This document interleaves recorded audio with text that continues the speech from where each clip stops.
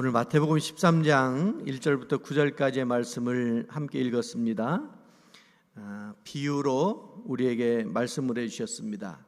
비유는 사랑이라고 말씀을 드렸습니다. 왜냐하면 알아듣기 쉽도록, 이해하기 쉽도록 말씀을 해주셨기 때문에 그것은 하나님의 사랑의 또 하나의 표현 방식이다, 이렇게 말씀을 드릴 수가 있을 겁니다.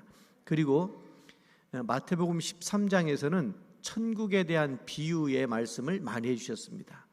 지난주에 비유로 말씀하시는 예수님 그랬는데, 예수님께서 많은 가르침이 있었는데 듣긴 들었는데 못 알아들으면 의미가 없잖아요. 그래서 알아듣기 쉽도록 말씀을 해주셨고, 오늘 1절부터 9절까지의 말씀을 보면 보통 씨 뿌리는 비유 또는 4가지 땅에 떨어진 씨의 비유, 이런 제목으로 이렇게 말씀을 우리가 이해를 합니다. 저는 거기에 또 하나 조금 더 붙이자면 좋은 땅, 많은 열매, 원인과 결과를 이렇게 부여하자면 좋은 땅이 되어서 많은 열매를 맺어야 되겠다 하는 그런 말씀으로 이해도 하게 됩니다.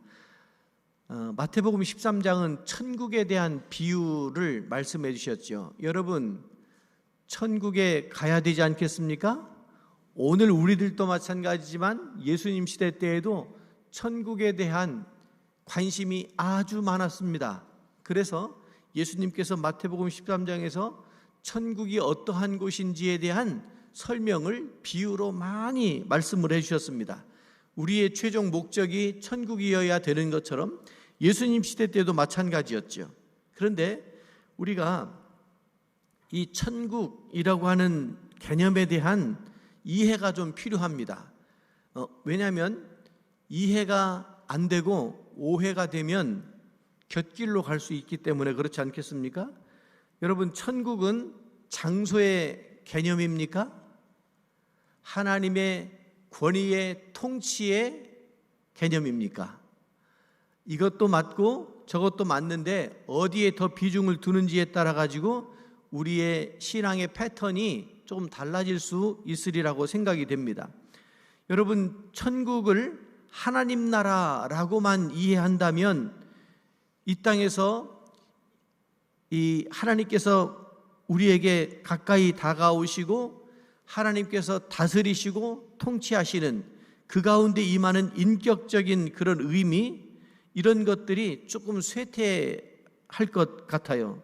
그래서 이 천국을 우리는 장소의 개념이나 저 하나님 나라에 있는 그것으로만 이해할 것이 아니라 우리의 마음에 임하는, 그리고 우리의 삶의 현장에서 드러나는 그런 것이 천국이다, 이런 말씀을 전제로 하고 오늘 말씀을 드릴 텐데, 여러분, 하나님의 나라는 인격적 개념, 통치의 개념 또는 통치받는 그런 개념이 이 속에 있다고 하는 것을 다시 한번 말씀을 드리고, 왜 그러냐면 오늘 비유에서 쭉 말씀을 하시는데 제가 1절부터 9절까지만 읽었지만 그 뒤에 보면 이 씨 뿌리는 자의 비유, 4가지 밭의 비유, 이 비유에서 여러 가지 설명을 다시 해주는 것을 보게 됩니다. 그래서 19절에 보면 길가에 뿌려진 자, 곧 마음에 뿌려진 것을 빼앗기는 사람. 두 번째, 돌밭에 뿌려졌다는 것은 넘어지는 사람. 세 번째, 가시떨기에 뿌려졌다는 것은 결실하지 못하는 사람. 23절에 좋은 땅에 뿌려졌다는 것은 결실하도록 깨닫는 자. 이렇게 예수님께서 다시 부연해서 설명해 주시는 것을 보게 됩니다. 여러분, 밭은 인격적인 마음을 뜻하는 표현으로 되어져 있습니다. 길가밭, 빼앗기는 자, 돌밭, 넘어지는 자, 가시떨기밭, 결실 못하는 자, 좋은 땅, 결실하도록 깨닫는 자. 전부 유형이 다른 어떤 사람으로 이렇게 표현되어지고 있잖아요. 그러니까 씨를 뿌리면 씨를 받아들이는 밭은 사람의 마음인데, 이 말씀을 받는 사람들의 유형이 열매 맺지 못하는 마음이 있고 열매를 맺는 마음이 있다고 하는 거예요. 그런데 우리가 다 열매를 맺어야 되겠다고 하는 목표는 있는데 그것이 그렇게 쉬운 것은 아닌 것 같아요. 왜냐하면 4종류가 나오는데 3종류는 열매를 못 맺어요. 한 종류만 열매를 맺어요. 이거를 숫자적으로 표현하자면 75%가 열매를 못 맺고 25%가 열매를 맺는다고 이렇게 숫자로 말씀드리면 더 명확하게 확 와닿을 수 있을 것 같습니다. 여러분, 또 이 말씀은 우리가 목표가 옥토가 되는 것이기도 한데 또 다른 측면에서 복음을 전하는 입장에서 볼 때 씨 뿌리는 자는 우리 주님께서 그러니까 25%밖에 안 되니까 낙심하지 마라, 격려하고 위로하는 것으로 이렇게 또 이해할 수도 있을 것 같습니다. 그래서 천국의 개념을 우리가 좀 잘 이해할 필요가 있고, 또 하나 이 씨 뿌리는 자 이랬는데 이 씨라고 하는 것을 잘 이해할 수 있으시길 바랍니다. 여러분, 우리 정통 신앙과 이단은 무슨 차이가 있나요? 잘 들어보시기 바랍니다. 우리는 하나님의 말씀대로 사는 사람들입니다. 아멘. 이단은 자기들 생각에 하나님의 말씀을 인용하는 사람들입니다. 주체가 누군가요? 우리는 주체가 하나님이고 저들은 주체가 자기입니다. 자기의 논리와 자기의 교리를 주장하기 위해서 성경 말씀을 인용하는 거예요.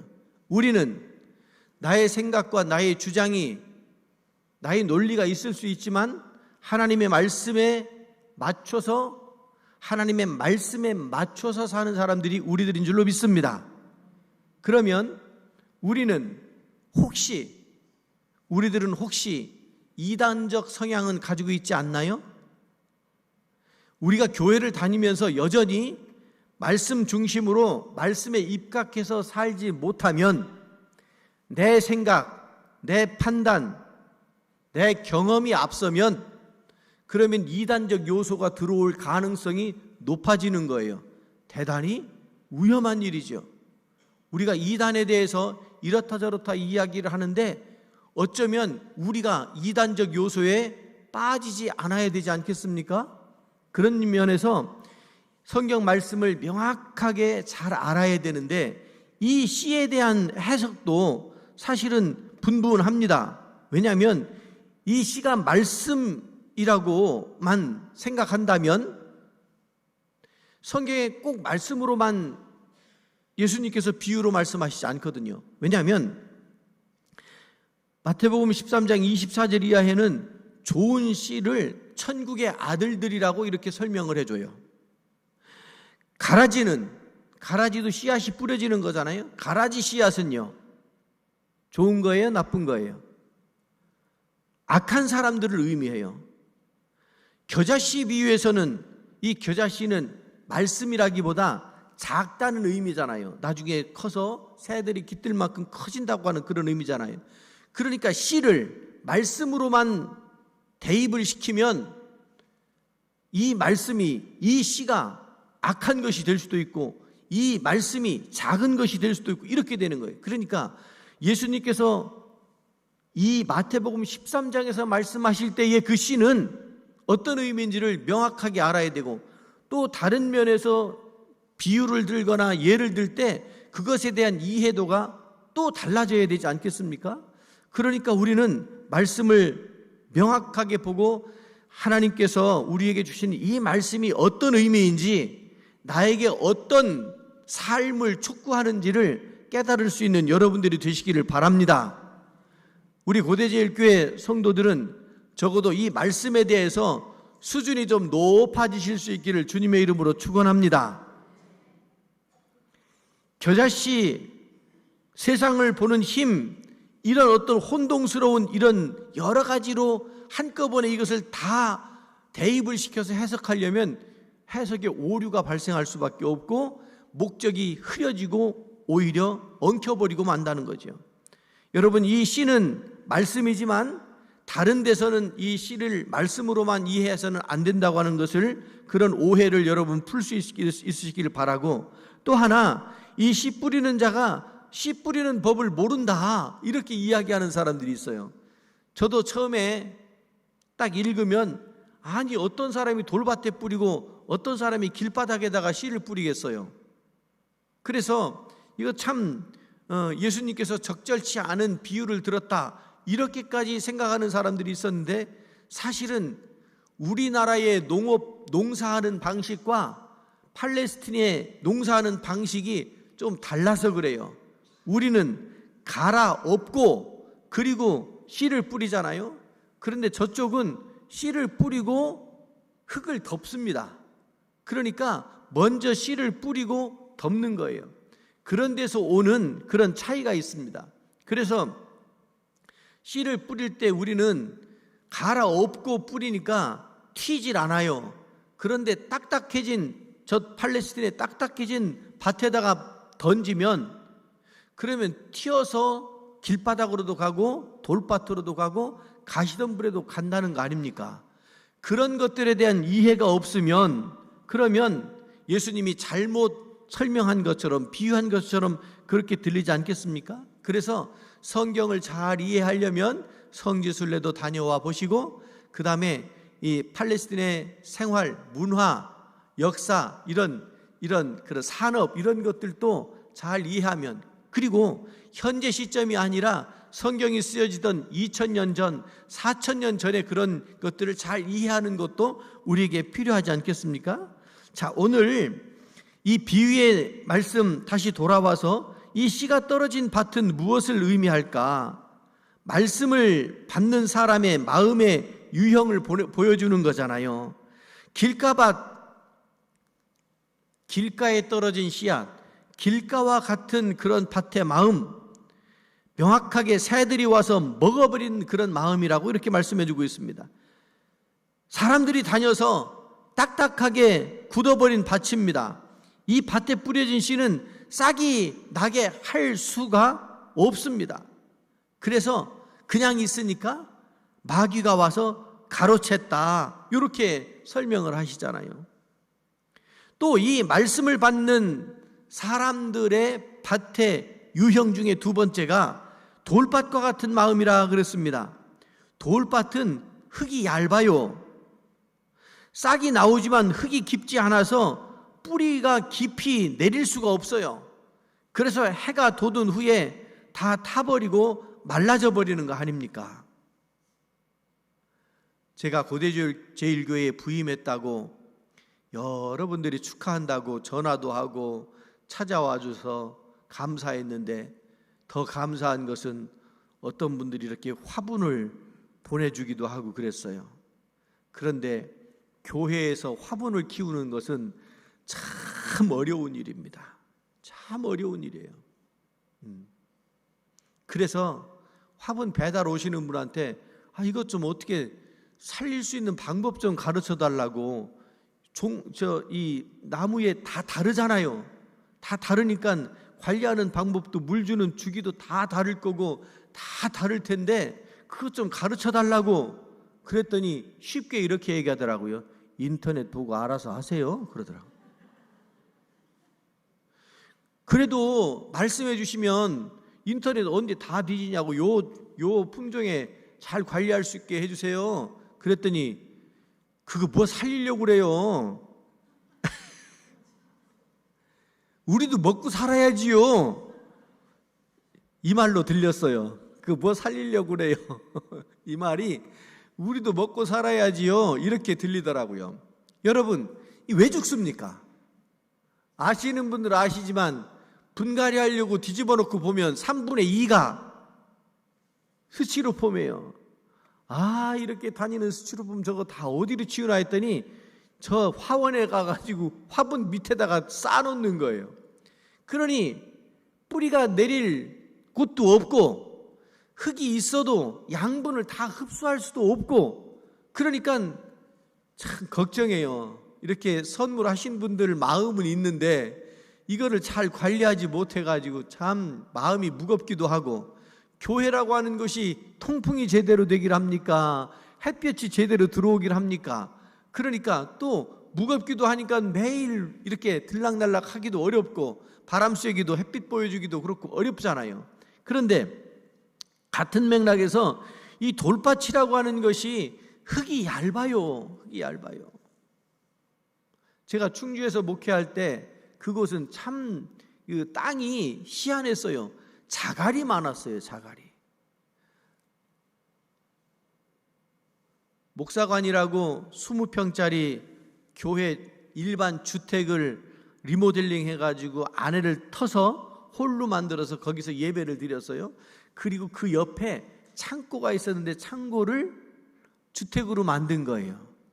그 뒤에는 이렇게 절벽이에요. 산이에요. 산 축대를 쌌는데 이게 습해가지고 나는 우리 애기들이 오줌 싼 줄 알았더니 장롱 밑에서 물이 흘러내려와가지고 오줌 싼 줄 알았더니 그게 벽에서 습해가지고 흘러내려온 거예요.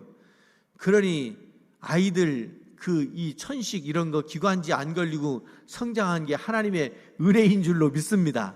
그런 교회에서 목회를 하는데 둘째를 낳게 됐어요. 그러니 화장실이 밖에 있는 그 재래식 화장실인데 그렇게 하기는 너무 미안하잖아요. 그래서 변기를 사다가 다 앉혀놓고 땅을 팠어요. 거기서부터 파가지고 그 앞에 정화조를 묻으려고 땅을 파는데 정화조 가정용 5인용 크기가 크지 않잖아요. 하루면 팔 줄 알았어요. 그런데 삽을 대놓고 보니까 땅이 삽을 안 받아요. 그래서 웬일인가 봤더니 그쪽은 이 지질학적으로 조금 여기하고 달라요. 자갈이 동그란 자갈이 아니고요, 넓적한 자갈이 땅속에 캐캐이 묻혀있는, 삽을 안 받아요. 그래서 앉아가지고 호미로 하나씩 이걸 캐내는 거예요. 여러분, 여기가 복지입니다. 복지. 시청의 사회복지만 복지가 아니고 여기가 복받은 땅인 줄로 믿습니다. 삽 대봐요. 땅이 기다리고 있었다고 그러지. 근데 거기는 삽을 대니까 다 아주 튀어나가요. 곡괭이로 찍어도 곡괭이도 안 받아요. 그냥 앉아가지고 조그락조그락 이렇게 요 모양 저 모양으로 파낸. 여러분, 이 돌밭이라고 하는 것이 그런 거예요. 여러분은 돌밭이기를 원하십니까? 옥토가 되기를 원하십니까? 물어보나? 그렇지요. 우리는 옥토가 돼야 돼요. 이 돌밭이니까 해가 돋은 후에 뿌리가 깊지 않아가지고 말라버리고 햇빛에 타버린다고 이렇게 말씀하시잖아요. 그래요. 환난이나 박해가 임하면 사람들이 비방하고 손가락질하면 진짜 믿음 있는 사람들은요, 그것을 잘 이겨냅니다. 어떤 사람들은요, 믿음이 부족할 때는, 믿음이 없을 때는 자기 혼자 갈등하다가 무너지는 사람들이 있어요. 외부적인 건 그만두더라도 자기 속으로 고민하고 갈등하다 무너지는 사람이 있다고요. 그러니 여러분, 돌밭과 같은 마음 안 됩니다. 옥토가 돼야 되죠. 세 번째로 가시떨기밭 같은 마음이라고 그랬는데 참 희한해요. 여러분, 우리 교회 이제 날 풀렸으니까 날 잡아가지고 한번 청소해야지요. 화단 풀 매야지요. 와가지고 풀을 매요. 그런데 풀 매면 어때요? 돌아서면, 제가 전에 있던 교회 잔디밭이 우리 교회 본당의 반보다 조금 더 크겠네요. 멋지게 한다고 애들 거기서 뛰어놀게 하겠다고, 그래서 시골에 있는 교회지만 진짜 초등학생들 아동부가 많았어요. 거기 뛰어놀게 하겠다고 잔디를 심게 했어요. 잔디를 촘촘하게 심었어요. 너무너무 좋았어요. 첫 해는 괜찮았어요. 2해째 지나고 3해째 지나니까 뭐가 나와요? 이 바다에서 나는 풀 같은 그 풀이, 그 씨앗이 어디서 그렇게 날라오는지, 민들레가 어디서 그렇게 날라오는지, 또 나중에는 클로버, 토끼풀이 나오는데 이게 뻗어가는데, 아이고. 그래서 앉아가지고 그걸 매는데요, 이만큼 와보면 저 뒤에서 또 메롱 그러고 또 나오는 거예요. 진짜 약 오르더라고요. 여러분, 곡식이 잘 돼요? 풀이 잘 돼요. 어느 날 차 타고 이렇게 저쪽에 지나가는데 어느 논에 벼가 이만큼 나와가지고 익어가는데 그 위에 피가 한 2뼘 정도 더 올라와가지고 시커멓게 점령했더라고요. 그 집은 피살이 하는 걸 포기했나 봐요. 아니면 나중에 그 큰 거만 다 잘라내려고 일부러 그냥 뒀나? 성경적으로 그런 생각도 들고 그랬는데, 여러분, 우리가 농촌 지역의 어르신들이 왜 힘드냐면 남들이 가다가 아이고 게을러가지고 풀도 안 냈네, 마당에 풀이 저게 뭐예요, 이런 말 들을까 봐 그거 싫어가지고 자꾸 부러진 허리 끌어안고 그냥 그러고 풀 매잖아요. 풀이 그렇게 잘 자라요. 여기 보면 가시떨기가, 이 잡초가 이거 얼마나 잘 자라는지 몰라요. 여러분, 우리의 신앙이 그렇습니다. 우리가 믿음으로 살려고 애를 쓰는데 세상 것이 우리를 점령해요. 우리를 자라지 못하게 말씀을 막아요. 하나님을 향하려 눈을 뜨면 풀이 위에 막고 있어요. 장애물들이 얼마나 많은지 몰라요.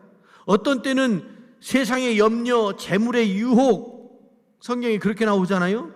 이 염려 때문에 감사하지도 못하고 신실하지도 못하고 아무것도 못하는 그런 지경으로 빠지게 된단 말이에요. 가시떨기 밭은 안 됩니다. 옥토가 되어야 합니다. 그래요.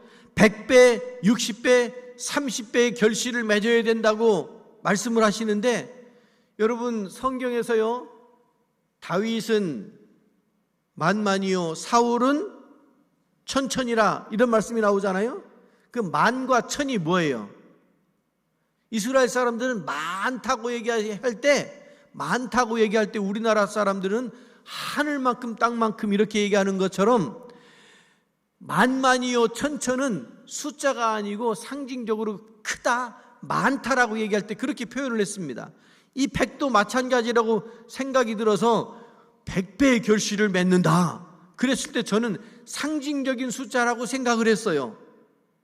여러분, 연봉이 얼마인가요? 금년에 그 연봉이 2배로 오르시길 바랍니다.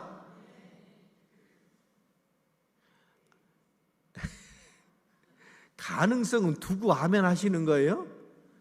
여러분, 2배만 돼도 얼마나 큰 겁니까? 그런데 몇 배라고요?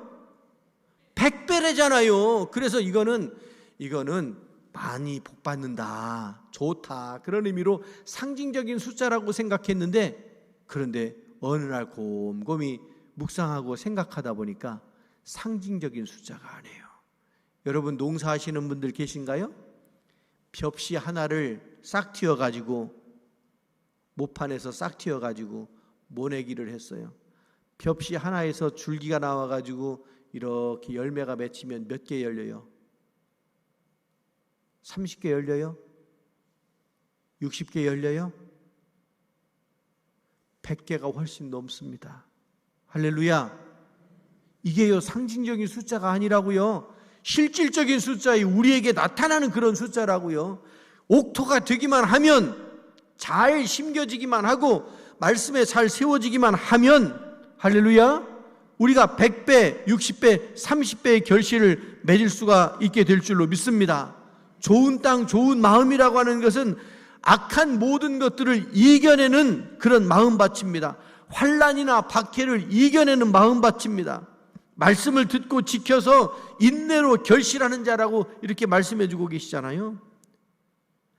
씨 뿌리는 자를 기쁘시게 하는 밭이 옥토라고 이렇게 말씀하고 계시잖아요. 여러분의 심령이 옥토가 되시기를 바랍니다. 그러면 누구는 돌짝밭이고 누구는 가시던 풀에 떨어졌고 누구는 길가밭이고 나는 옥토인가요? 그렇게도 생각할 수 있지만 자기 자신을 한번 들여다보세요. 내가 오늘은 교회에 와가지고 예배 드리니까 오늘은 옥토이고 싶어요. 그런데 집에 가서 보니까 할 일이 이만큼 쌓였고 한숨이 나와요. 집에 가서는 가시덤불 바치고 교회 오면 옥토인가요? 그래서는 안 되잖아요. 옥토는 계속 옥토이어야지요. 여러분, 우리의 마음밭이 어떤 때는 이러기도 하고 어떤 때는 저러기도 하고 이게 들락날락거립니다. 이게 얼마나 심하면 심할수록 이게 피곤한 거 아니겠습니까? 여러분, 마음을 다잡아서 한번 옥토로 만들면 꾸준히 옥토로 유지하실 수 있기를 바랍니다. 오늘 말씀을 묵상하다가 화전민이 생각나더라고요. 여러분, 화전민은 맨 처음에 뭐예요? 돌밭입니다. 돌밭. 돌을 다 골라내요. 그렇게 해서 거름 퇴비를 넣어가지고 밭을 좋은 밭으로 만들었어요. 그러면 그 좋은 밭은 끝까지 좋은 밭인가요? 한번 들판해 보세요. 혹시 우리 동네도 저 서울 사람이 사놓은 땅이 있나요? 와서 농사 앉아가지고 그냥 풀이. 여러분, 옥토로 만드는 것은 참 어려워요. 얼마나 많은 땀이 들어가야 그 옥토가 되는지 몰라요. 그런데 그 밭이 그냥 풀밭이 되는 거는요, 1년, 2년 금세 그냥 풀밭이 되어져 버려요. 여러분, 우리의 마음, 우리의 신앙을 옥토로 잘 관리하지 않으면 우리의 마음에 금세 우리가 돌밭이 되고 가시덤불밭이 되고 길가밭이 되는 거예요. 여러분, 이거 게을리하지 않으시기를 주의 이름으로 축원합니다. 이거 게을리하면요, 금방 우리가 세속화되어져 버리고 불신앙적이 되어져 버리고 하나님 기뻐하시지 않게 된단 말이에요. 신앙 관리를 잘하는 것이 우리에게 얼마나 필요한가. 오늘 씨 뿌리는 자의 씨가 뿌려진 네 종류의 밭의 비유를 통해서 좋은 땅, 좋은 열매를 맺어야 된다고 하는 그런 결심을 할 수 있는 이 귀한 말씀 주신 것에 감사하며, 여러분, 끊임없이 자기 관리를 하여서 옥토로 유지하실 수 있기를 주의 이름으로 축원합니다. 기도합니다. 자비하신 하나님 아버지, 비유를 통하여 말씀해 주시니 감사드립니다. 이 말씀 듣고 깨닫게 하시니 감사합니다. 저희가 먼저 옥토가 되어 씨를 뿌리는 주님을 기쁘시게 하는 심령들이 되게 하옵소서. 말씀을 들을 때 길가밭이거나 가시덤불 밭이거나 돌밭이 되지 않고 자기 관리를 철저히 하게 하옵소서. 옥토가 되어 좋은 열매를 많이 맺게 하여 주옵소서. 나아가 저희가 씨를 뿌릴 때 25%밖에 열매를 거둘 수 없다는 말씀이 전도할 때 낙심되지 않고 힘을 내야 된다고 하는 말씀으로 듣게 하시니 감사합니다. 자비하신 하나님, 저희들은 옥토가 되어서 끊임없이 주님께 영광 돌리는 삶을 살게 하여 주옵소서. 주의 말씀을 깨닫는 저희들이 되게 하여 주옵소서. 예수 그리스도 이름으로 기도드리옵나이다. 아멘.